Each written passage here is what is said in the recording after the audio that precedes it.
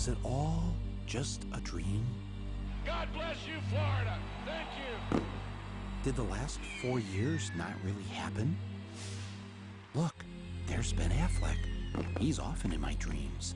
And the taxi driver guy, he was there too. And little Stevie Wonder, he seemed so happy, like a miracle had taken place. Was it a dream? Or was it real? It was election night 2000, and everything seemed to be going as planned. In New York, Al Gore is our projected winner. The Garden State is green for Gore. We project that Mr. Gore is the winner in Delaware. This state has voted with the winner in Excuse me 1 second. I'm so sorry to interrupt you. Mike, you know I wouldn't do this if it weren't big. Florida goes for Al Gore. CNN announces that we call Florida in the Al Gore column. Then something called the Fox News Channel called the election in favor of the other guy. Not to interrupt you, Fox News now projects George W. Bush the winner in Florida, and thus it appears the winner of the presidency of the United States. All of a sudden, the other network said, hey, if Fox said it, it must be true. All of us at the networks made a mistake and projected Florida in the Al Gore column. It was our mistake. Now, what most people don't know is that the man who was in charge of the decision desk at Fox that night, the man who called it for Bush, was none other than Bush's first cousin, John Ellis. How does someone like Bush get away with something like this? Well, first, it helps if your brother is the governor of the state in question. You know something? We are going to win Florida. Mark my words. You can write it down. Second, make sure the chairman of your campaign is also the vote counting woman, and that her state has hired a company that's going to knock voters off the rolls who aren't likely to vote for you. You can usually tell them by the color of their skin. Then make sure your side fights like it's life or death. I think all this talk about legitimacy is way overblown. And hope that the other side will just sit by and wait for the phone to ring. And even if numerous independent investigations prove that Gore got the most votes, if there was a statewide recount under every scenario, Gore won the election. It won't matter, just as long as all your daddy's friends on the Supreme Court vote the right way. While I strongly disagree with the court's decision, I accept it. What we need now is acceptance. We have a new president-elect. It turns out none of this was a dream. It's what really happened. On the day the joint session of both the House of Representatives and the Senate was to certify the election results, Al Gore, in his dual role as outgoing vice president and president of the Senate, presided over the event that would officially anoint George W. Bush as the new president. If any congressman wanted to raise an objection, the rules insisted that he or she had to have the signed support of just one senator. Mr. President, and I take great pride in calling you that, I must object because of the overwhelming evidence of official misconduct, deliberate fraud, and an attempt to suppress voter turnout. The chair must remind members that under Section 18 of Title III, United States Code, no debate is allowed in the joint session. Thank you, Mr. President. To answer your question, Mr. President, the objection is in writing, signed by a number of members of the House of Representatives, but not by a member of the Senate. Mr. President, it is in writing and signed by several House colleagues on behalf and myself of the 27,000 voters of Duval County, in which 16,000 of them are African Americans that was disenfranchised in this last election. Is the objection signed by a member of the Senate? Not signed by a member of the Senate. The Senate is missing. Mr. President, it is in writing and signed by myself on behalf of many of the diverse constituents in our country, especially those in the 9th Congressional District, and all American voters who recognize that the Supreme Court, not the people of the United States, decided this election. Is the objection signed by a senator? Unfortunately, Mr. President, it is not signed by one single senator. Unfortunately, I have no authority over the United States Senate, and no senator has signed. Mr. President, it is in writing and signed by myself and several of my constituents from Florida. A senator is needed, but missing. Is the objection in writing and signed by a member of the House and a senator. The objection is in writing, and I don't care that it is not signed by a member of the Senate.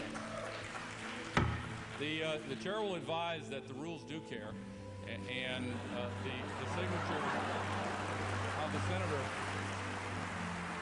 Not a single senator came to the aid of the African Americans in Congress.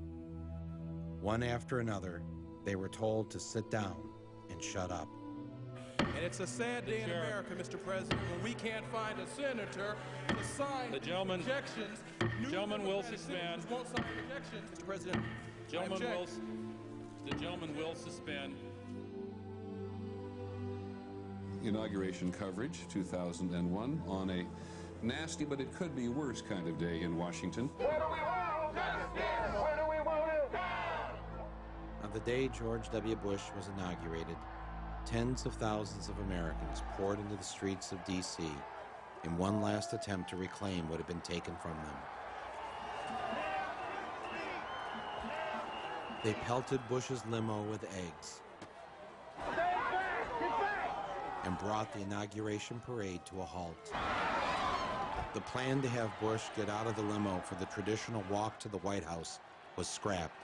Bush's limo hit the gas to prevent an even larger riot. No president had ever witnessed such a thing on his inauguration day.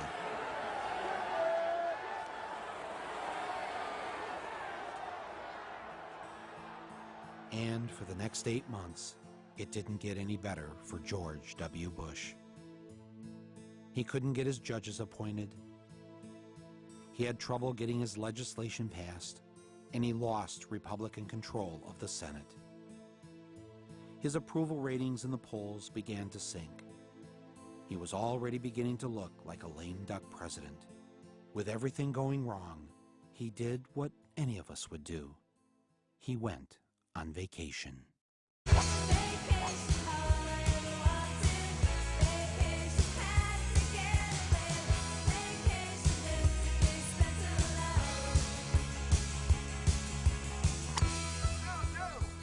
In his first 8 months in office before September 11th, George W. Bush was on vacation, according to the Washington Post, 42% of the time. I hit every shot good. People would say I wasn't working. It was not surprising that Mr. Bush needed some time off. Being president is a lot of work. Got these folks that say you're loafing here in Texas, that you're taking too long of a vacation. They don't understand the definition of work then. I'm getting a lot done. Secondly, you don't have to be in Washington to work. It's amazing what can happen with telephones and faxes. Thank you so much. And just a destiny of voting. Yeah. What are you doing the rest of the day? Karen Hughes is coming over. We're working on some things. And she'll be over here. We're working on a few things, a few matters. I'm working on some initiatives. You'll see. I mean, there'll be some decisions that I will have made while I'm here, and we'll be announcing them as time goes on. The first time I met him, he had some good advice for me. Governor Bush, it's Michael Moore. Behave yourself, will you? Go find real work. And work was something he knew a lot about. Anybody want some grits? Relaxing at Camp David, yachting off Kennebunkport. How you doing? Or being a cowboy on the ranch in Texas. I love the nature. I love to get in the pickup truck with my dogs. Oh, hi. George Bush spent the rest of August at the ranch, where life was less complicated. Armadale loved to dig the soil looking for bugs. And so I went out there the other day, and there was Barney buried in his hole, chasing an armadillo. It was a summer to remember. And when it was over, he left Texas for his second favorite place. On September 10th, he joined his brother in Florida, where they looked at files and met important Floridians. He went to sleep that night in a bed made with fine French linens.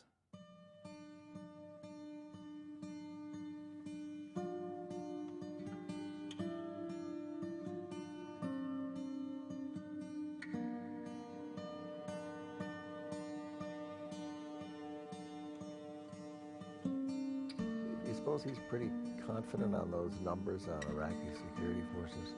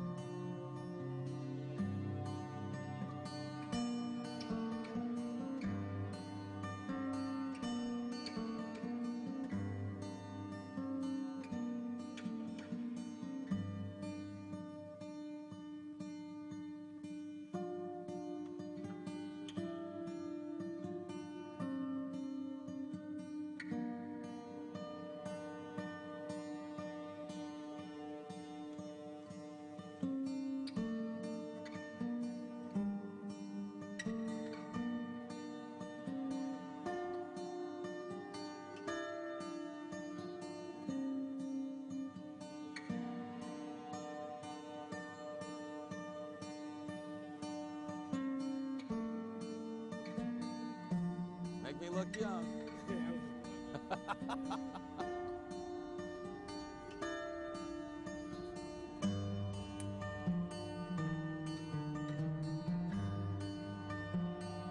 Yeah, I got a little sort of air noise. Yeah, just don't turn it up too much so I don't want to blow my head off.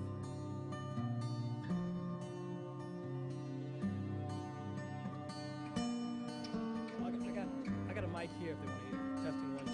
This is the Oval Office. Testing 1 2. Testing 1 2. This is the Oval Office. Testing 1 2 3 4 5.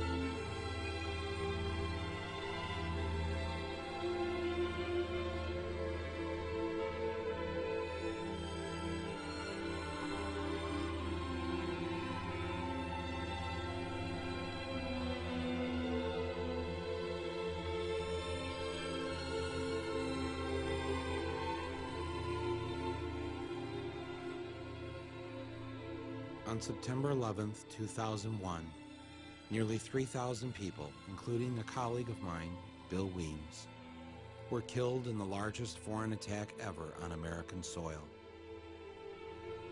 The targets were the financial and military headquarters of the United States.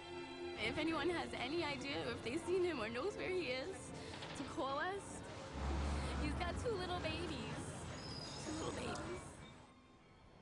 As the attack took place, Mr. Bush was on his way to an elementary school in Florida. When informed of the first plane hitting the World Trade Center, where terrorists had struck just 8 years prior, Mr. Bush decided to go ahead with his photo opportunity.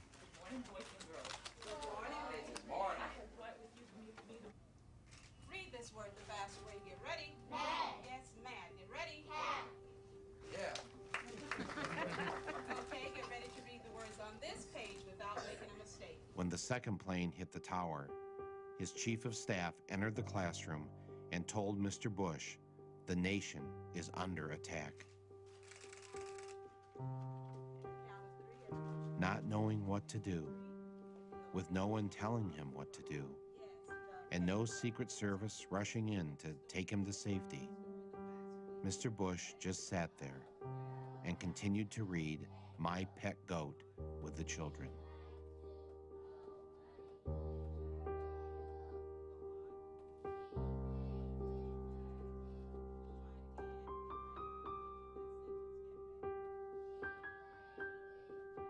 Nearly 7 minutes passed with nobody doing anything.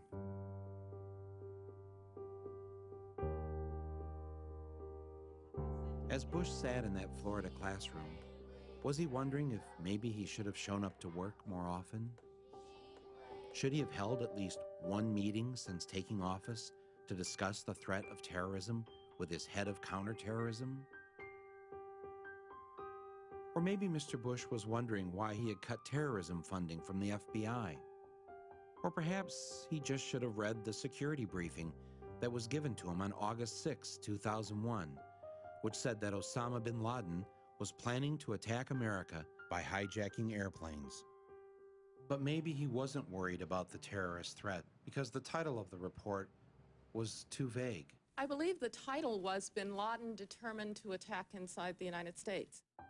A report like that might make some men jump, but as in days past, George W. just went fishing. As the minutes went by, George Bush continued to sit in the classroom. Was he thinking, I've been hanging out with the wrong crowd?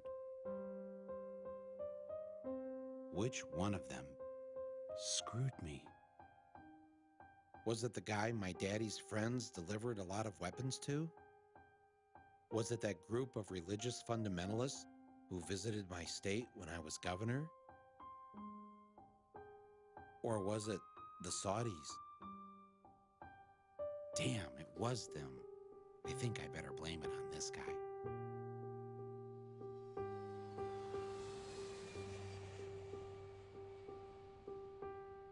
In the days following September 11th, all commercial and private airline traffic was grounded.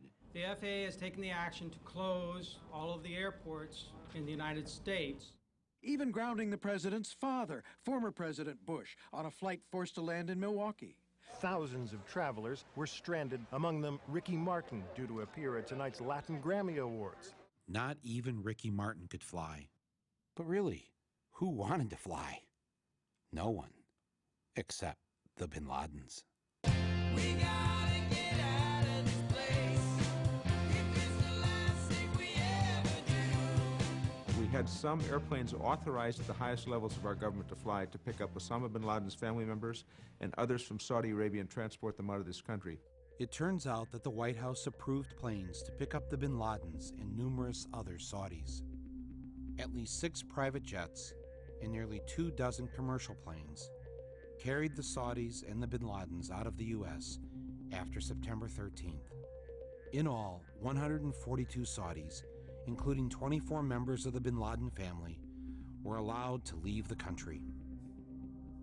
Osama's always been portrayed as the bad apple, the black sheep in the family, and that they cut off all relationship with him around 1994.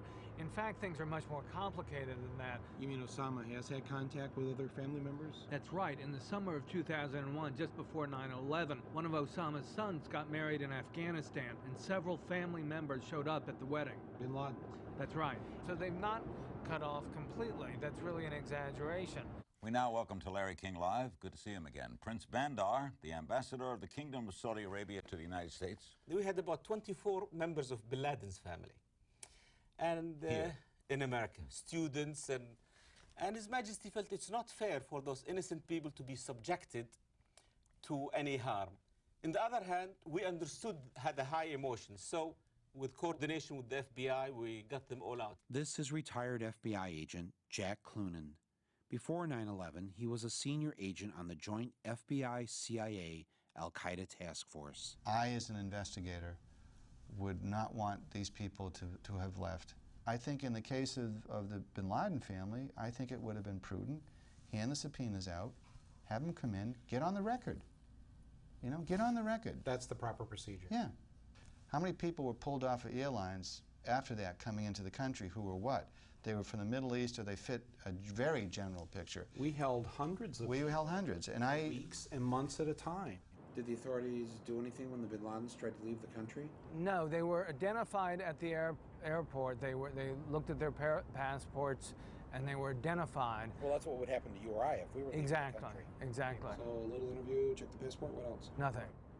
I don't know about you, but usually when the police can't find a murderer, don't they usually want to talk to the family members to find out where they think he might be? You have no idea where your husband might be. Well, if you should hear anything, let us know, will you? You willing to come downtown and give us a statement? This gonna take long? You got the time. Mine's worth money, yours isn't. Send in a bill. I asked you a question. You're here to answer them, not ask them. Now, you listen to me, cop. I pay your salary. All right, sit down. I'm gonna earn it. Yeah, that's how cops do it. What was going on here? I think we need to know a lot more about that. That needs to be the subject of a significant investigation. What happened? How did it happen? Why did it happen? And who authorized it? Trying to imagine what those poor bastards were feeling when they were jumping out of that building to their death. Those young guys and cops and firemen that ran into that building, never asked a question, and they're dead. And families' lives are ruined. And they'll never have peace. That's right. And if I had to inconvenience a member of the Bin Laden family with a subpoena or a grand jury, do you think I'd lose any sleep over it? Not for a minute, Mike. No one would question it. No, it's right. Not even the biggest civil libertarian. No, it's no just, one would question it's just, you know, you got a lawyer, fine. Counselor, fine. Mr. Bin Laden, this is why I'm asking you. It's not because I think that you're anything. I just want to ask you the questions that I would anybody. Right. And that's all. None of this made any sense. Can you imagine in the days after the Oklahoma City terrorist bombing, President Clinton helping to arrange a trip out of the country for the McVeigh family? What do you think would have happened to Clinton if that had been revealed? Bandar, do you know the Bin Laden family? I do very well. What are they like? They're really lovely human beings. He is the only one I don't know him well, but I met him only once. What was the circumstance under which you met him? This is ironic. In mid-80s, if you remember, we in the United States were supporting the Mujahideen to liberate Afghanistan from the Soviets. He came to thank me for my efforts to bring the Americans, our friends, to help us against the atheists, he said, the communists. Isn't it ironic? In other words, he came to thank you for helping bring America to help him. And now he may be responsible for bombing America. Absolutely. What did you make of him when you met him? I was not impressed, to be honest with you. Not impressed? No, I thought he was simple and very quiet guy. A simple and quiet guy whose family just happened to have a business relationship with the family of George W. Bush. Is that what he was thinking about? Because if the public knew this, it wouldn't look very good. Was he thinking, you know, I need a big black marker. In early 2004, in a speech during the New Hampshire primary, I called George W. Bush a deserter from his time in the Texas Air National Guard. In response, the White House released his military records in the hopes of disproving the charge. What Bush didn't know is that I already had a copy of his military records, uncensored, obtained in the year 2000. And there is one glaring difference between the records released in 2000 and those he released in 2004. A name had been blacked out. In 1972, 2 airmen were suspended for failing to take their medical examination. One was George W. Bush, and the other was James R. Bath. In 2000, the documents show both names. But in 2004, Bush and the White House had Bath's name blacked out.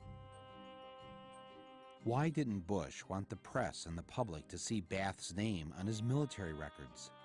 Perhaps he was worried that the American people would find out that at one time James R. Bath was the Texas money manager for the bin Ladens.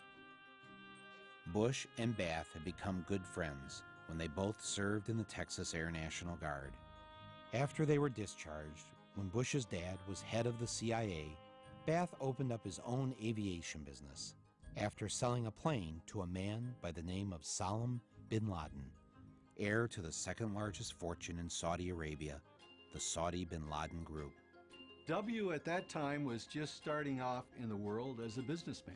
Because he's a guy who's always tried to emulate his father, he decided to go into the oil business. He founded an oil company, a drilling company out in West Texas called Arbusto, which was very, very good at drilling dry holes that nothing came out of. But the question has always been, where did this money come from? Now, his dad was rich. His dad could have done this for him, but his dad didn't do this for him. There's no indication that Daddy wrote a check to start him off in this company. So where did George W. Bush get his money? I'm George Bush. One person who did invest in him was James R. Bath. Bush's good friend, James Bath, was hired by the bin Laden family to manage their money in Texas and invest in businesses. And James Bath himself, in turn, invested in George W. Bush.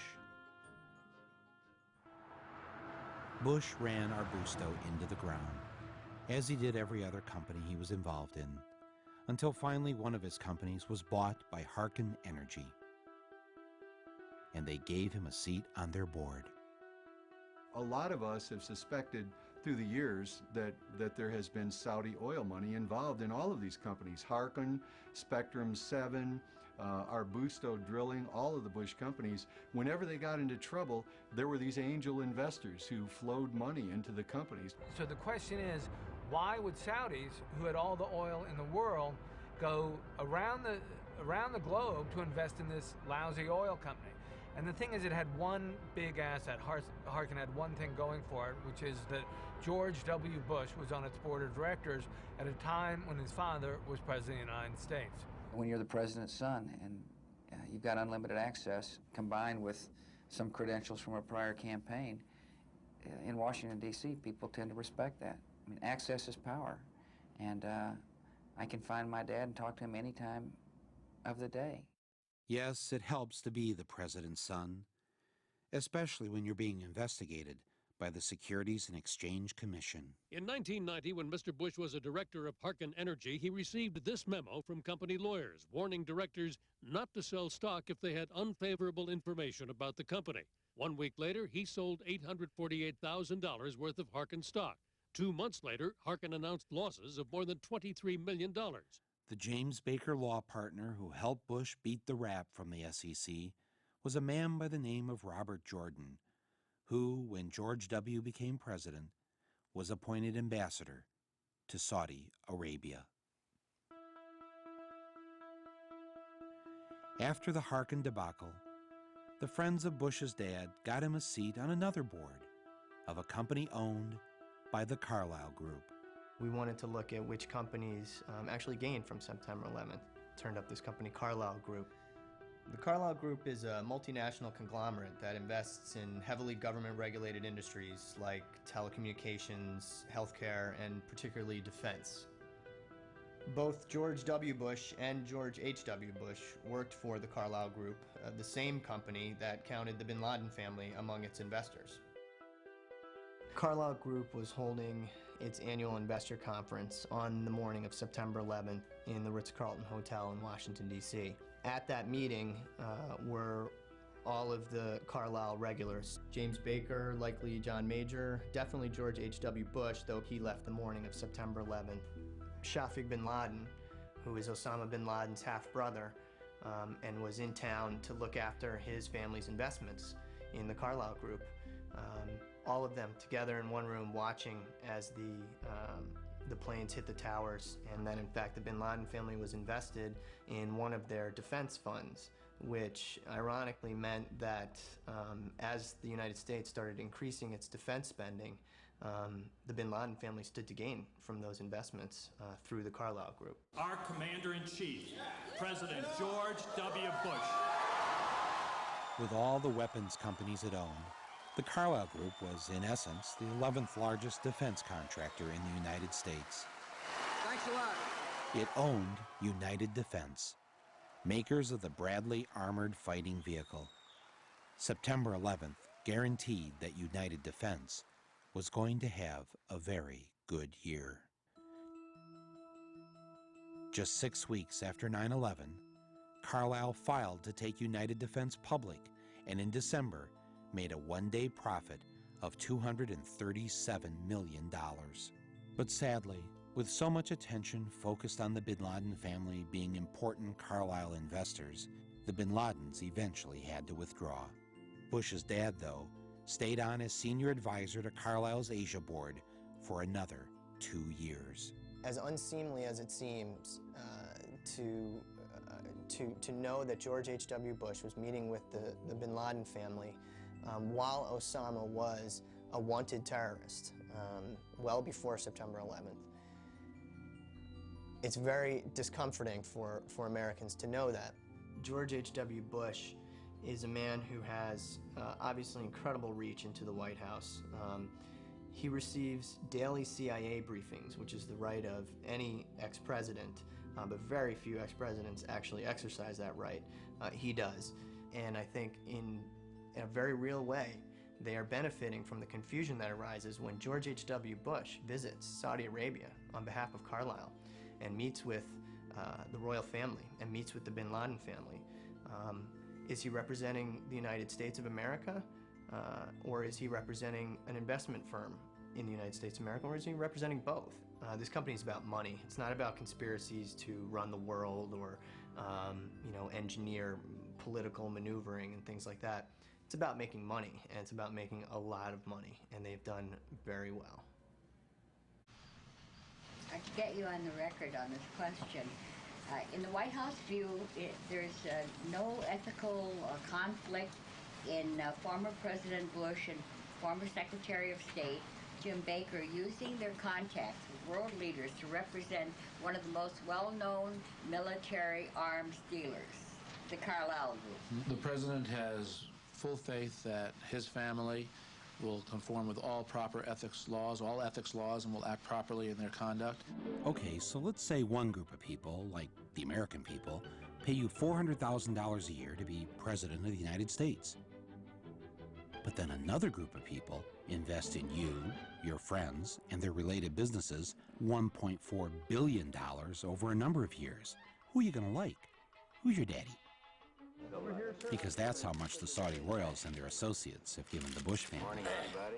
Oh, we know it's Their friends. How are you, sir? And their related businesses in the past 3 decades. Seems like a very nice reunion with friends. Is it rude to suggest that when the Bush family wakes up in the morning, they might be thinking about what's best for the Saudis instead of what's best for you or me? Because $1.4 billion just doesn't buy a lot of flights out of the country. It buys a lot of love.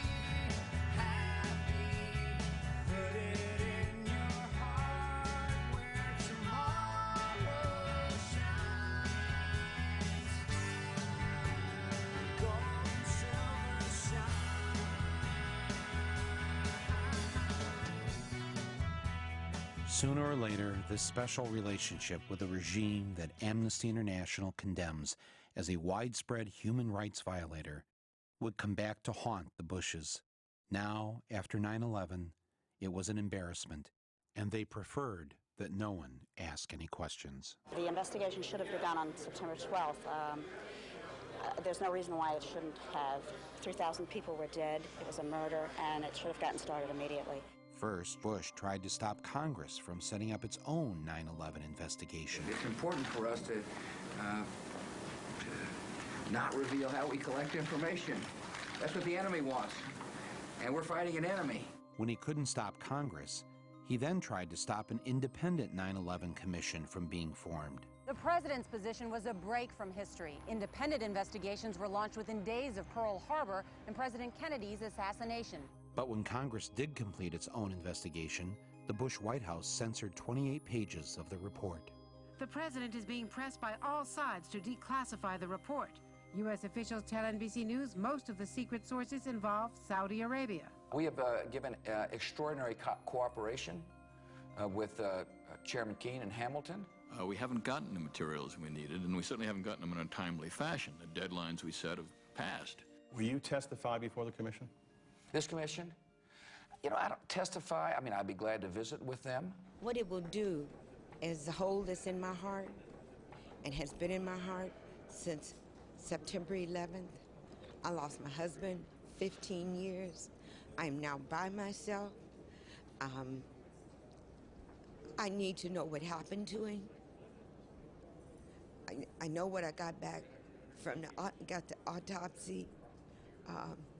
That man was my life, and I have no plan. I was taking a class, and they asked me what was I going to do in the next 5 years. And if I'm not doing something with this, I don't know what reason I have to live. So it's very important. Very important. Okay. Ignored by the Bush administration, more than 500 relatives of 9/11 victims filed suit against Saudi royals and others. The lawyers the Saudi defense minister hired to fight the 9/11 families? The law firm of Bush family confidant, James A. Baker. So we're right here in the center of three important American landmarks, the Watergate Hotel and office building, the Kennedy Center over there, and the Embassy of Saudi Arabia. Yeah. How much money do the Saudis have invested in America, roughly? I've heard figures as high as $860 billion. 860 billion. Billion. That's a lot of money. A lot, yeah. And what percentage of our economy does that represent? I mean, it seems like a lot. Well, in terms of investments on Wall Street, American equities, it's roughly 6 or 7% of America. They own a fairly good slice of America. Wow. And most of that money goes into the great blue chip companies. Citigroup, Citibank is the largest stockholder, is a Saudi. AOL Time Warner has big Saudi investors. So I read where like the Saudis have $1 trillion in our banks of their money. What would happen if like one day we just pulled that $1 trillion out? $1 trillion, that would be an enormous blow to the economy. Right.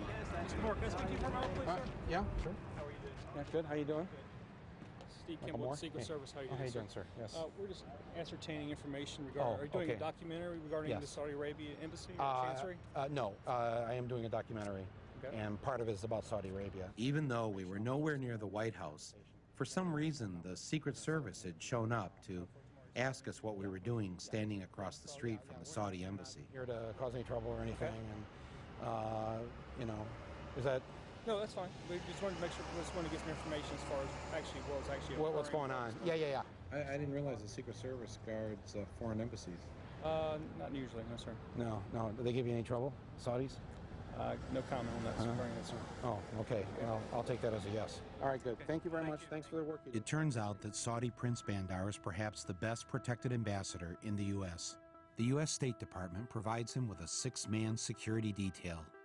Considering how he and his family and the Saudi elite own 7% of America, it's probably not a bad idea.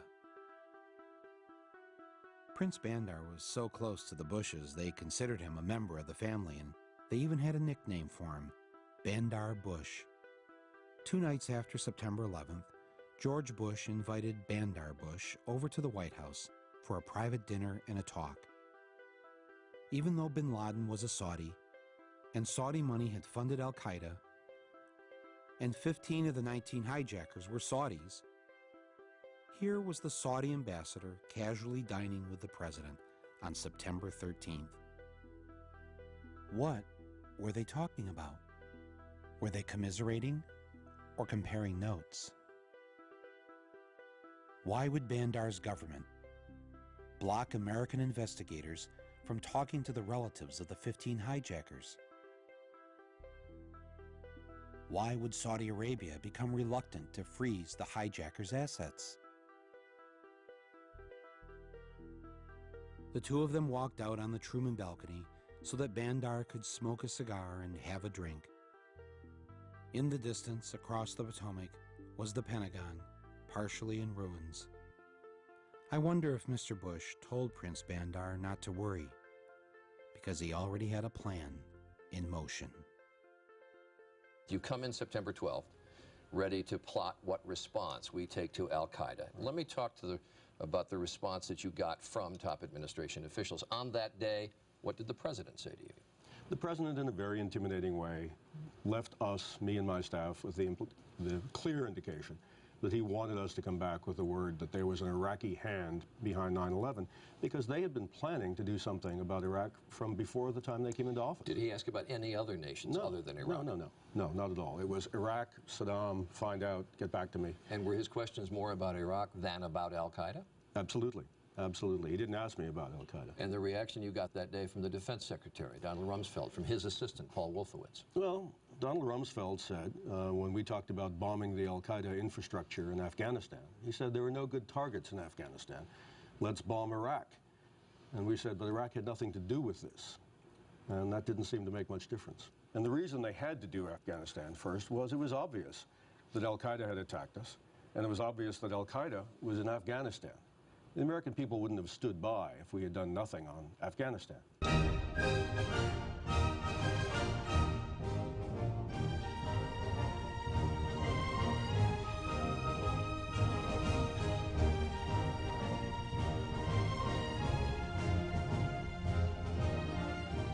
The United States began bombing Afghanistan just 4 weeks after 9/11. Mr. Bush said he was doing so because the Taliban government of Afghanistan had been harboring bin Laden. We will smoke them out of their holes. We're going to smoke them out. Smoke them out. We'll smoke him out of his cave. Let's rush him and smoke him out. For all his tough talk, Bush really didn't do much. But what they did was slow and small. They put only 11,000 troops into Afghanistan. There are more police here in Manhattan, than there are U.S. troops in Afghanistan. Basically, the president botched the response to 9/11. He should have gone right after bin Laden. The U.S. Special Forces didn't get into the area where bin Laden was for 2 months. 2 months? A mass murderer who attacked the United States was given a 2-month head start? Who in their right mind would do that? Dang. Anybody say nice shot? Nice shot. Hell of a shot. Or was the war in Afghanistan really about something else? Perhaps the answer was in Houston, Texas. In 1997, while George W. Bush was governor of Texas, a delegation of Taliban leaders from Afghanistan flew to Houston to meet with UNICAL executives to discuss the building of a pipeline through Afghanistan, bringing natural gas from the Caspian Sea. And who got a Caspian Sea drilling contract the same day UNICAL signed the pipeline deal? A company headed by a man named Dick Cheney, Halliburton. From the point of view of the U.S. government, this was kind of a magic pipeline because it could serve so many purposes. And who else stood to benefit from the pipeline? Bush's #1 campaign contributor, Kenneth Lay, and the good people of Enron. Only the British press covered this trip. Then in 2001, just 5.5 months before 9/11, the Bush administration welcomed a special Taliban envoy to tour the United States to help improve the image of the Taliban government. You have imprisoned the women. It's a horror, let me tell you. And I'm really sorry to your husband. He might have a very difficult time with you. Here is the Taliban official visiting our State Department to meet with U.S. officials. Why on earth would the Bush administration allow a Taliban leader to visit the United States, knowing that the Taliban were harboring the man who bombed the USS Cole and our African embassies? Well, I guess 9/11 put a stop to that.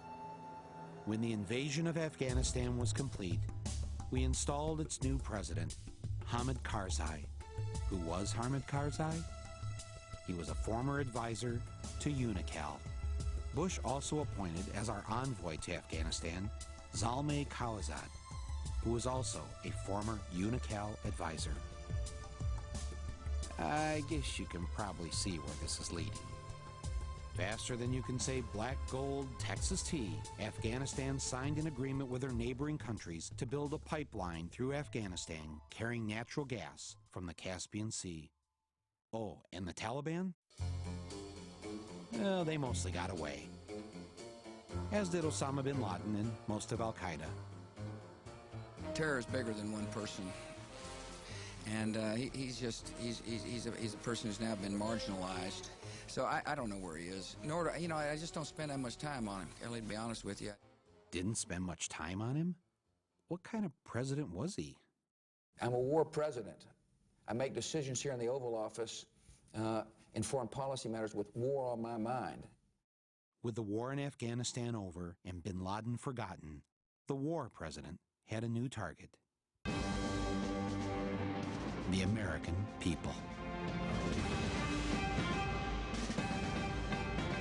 We've got an unusual terror warning from the feds to tell you about. Fox News has obtained an FBI bulletin that warns terrorists could use pen guns, just like in James Bond, filled with poison as weapons. Good evening, everyone. America is on high alert tonight, just 4 days before Christmas. A possible terror threat as bad as or worse than 9/11. But where? How? There's nothing specific to report. Be on the lookout for model airplanes packed with explosives. And the FBI is warning ferries may be considered particularly at risk for hijacking. Could these cattle be a target for terrorists? Fear works. Fear does work, yes. You can make people do anything if they're afraid. And how do you make them afraid? Well, you make them afraid by creating an aura of endless threat. They played us like an organ. They raised the orange, and then up to red, and then they dropped it back to orange. I mean, they gave these mixed messages which were crazy-making. The world has changed after September the 11th. It's changed because we're no longer safe. Fly and enjoy America's great destination spots. We've entered what may very well prove to be the most dangerous security environment the world's known. Take your families and enjoy life. Terrorists are doing everything they can to gain even deadlier means of striking us. Get down to Disney World in Florida. It's like training a dog. You tell them sit down and you tell them to roll over at the same time. Dog doesn't know what to do. Well, the American people were being treated like that. It was really very, very skillfully and ugly in what they did. We must stop the terror. I call upon all nations to do everything they can to stop these terrorist killers. Thank you. Now watch this drive. All right, you need another. They will continue, in my view, as long as this administration is in charge, of every once in a while stimulating everybody to be afraid. Just in case you forgot. It's not going to go down to green or blue. It's never going to get there. There clearly is no way that anyone can live constantly on edge like that. The harsh reality facing American families today is that they're not as safe as they used to be. Drug dealers and users looking for their next fix, gangs who roam the streets in search of their next victim, and the growing threat of terrorists means the need for protection is ever greater. And now that protection is here. Zytec Engineering, LLC, has developed and tested a safe room, finally affordable to the average American citizen. The kind of protection formerly obtainable only by the wealthy or powerful. Heck, you can be sitting in here drinking your finest Bordeaux and enjoying life while chaos is erupting outside.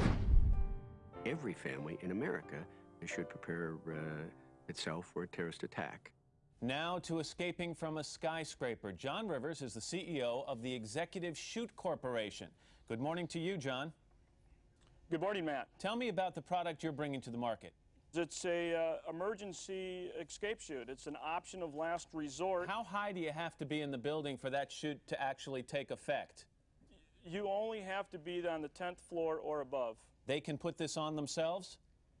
Right. They can put this on themselves in as easy as about 30 seconds. It's real easy to put on. I'm sorry. It's okay. Real easy to put on, but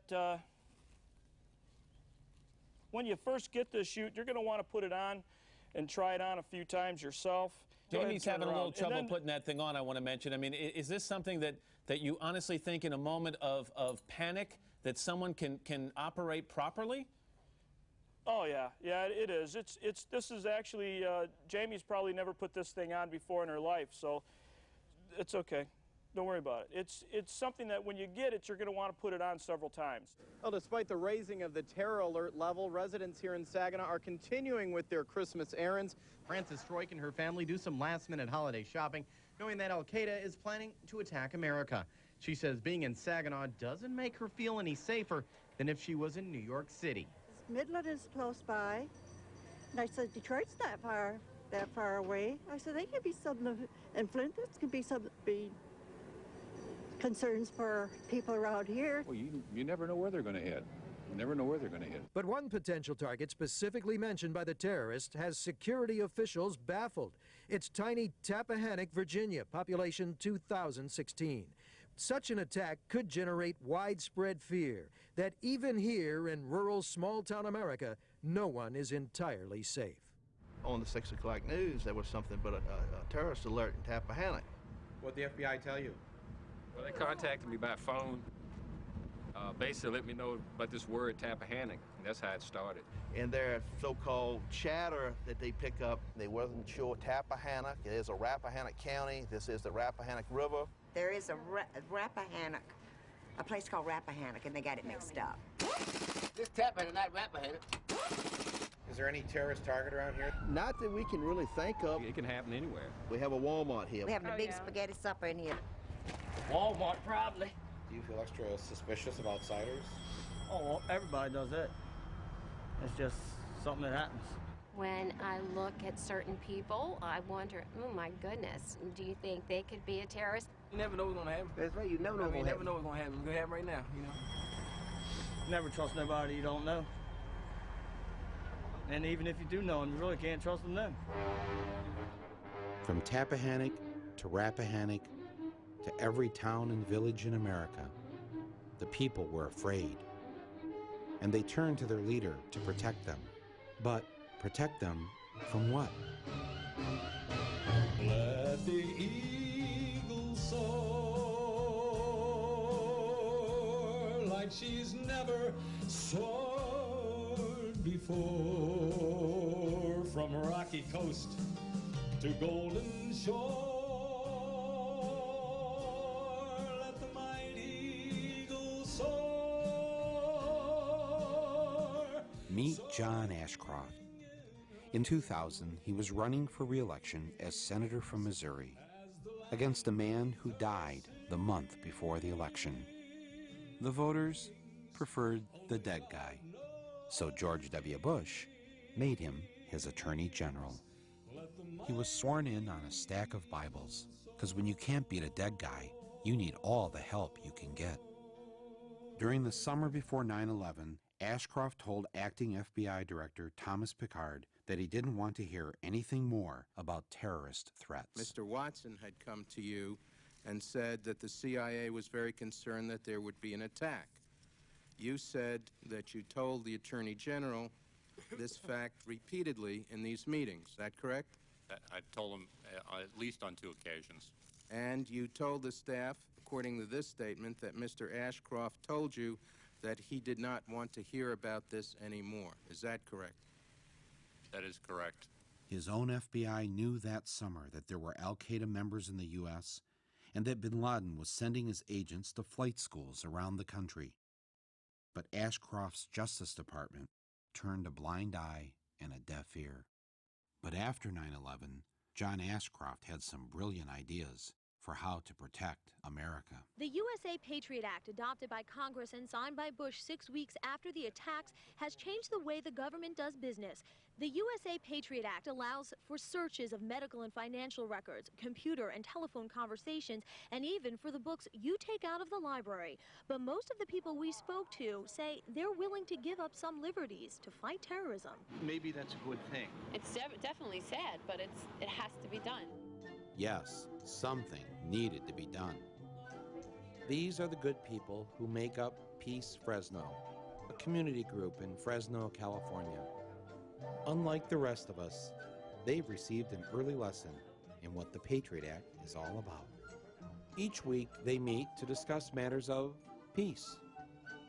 They sit around, they share stories, they eat cookies. Some have more than one.